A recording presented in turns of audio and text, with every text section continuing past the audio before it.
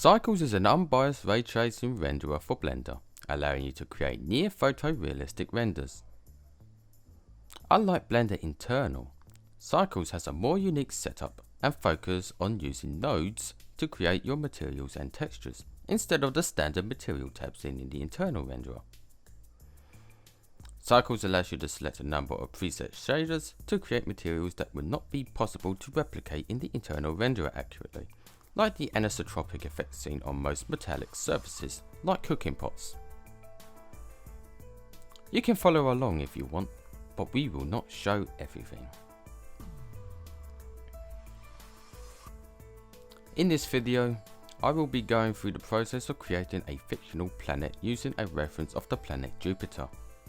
Going through similar but not exactly the same process the artist of James Cameron's Avatar used for creating the gas giant that Pandora orbits, which looks almost identical to Jupiter, just slightly tweaked and coloured blue. The first stage is getting a reference image to base your planet on. For us, we are going to use Jupiter. You can easily find UV unwrapped planets on Google Images. Now we place our reference image into Adobe Photoshop, where we begin tweaking the image. But first, duplicate it, so we have the base reference. This is good to ensure if you mess up the editing, you are not changing the base image. It is always good to have a copy. So we have jumped forward a little bit in Photoshop. We have adjusted the color and contrast, and now tweaking the image and distorting it to make it a little unique. When done, you can save it as a JPEG. Now we are in Blender. First thing we are going to do is switch from Blender Render to Cycles Render, and start deleting existing objects and adding a UV sphere. Best material for a gas giant in my opinion is the diffuse, so there is no cast or specular lighting. I do not see the need for specular lighting for such a planet unless it has water.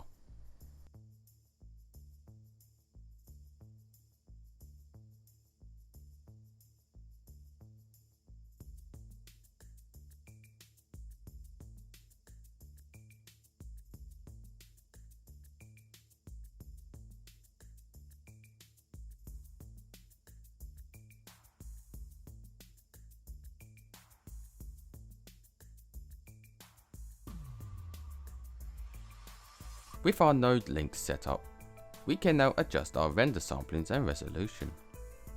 We're going to keep the samplings low, but for best results in terms of quality, you would need at least over 1000 for nice clear renders.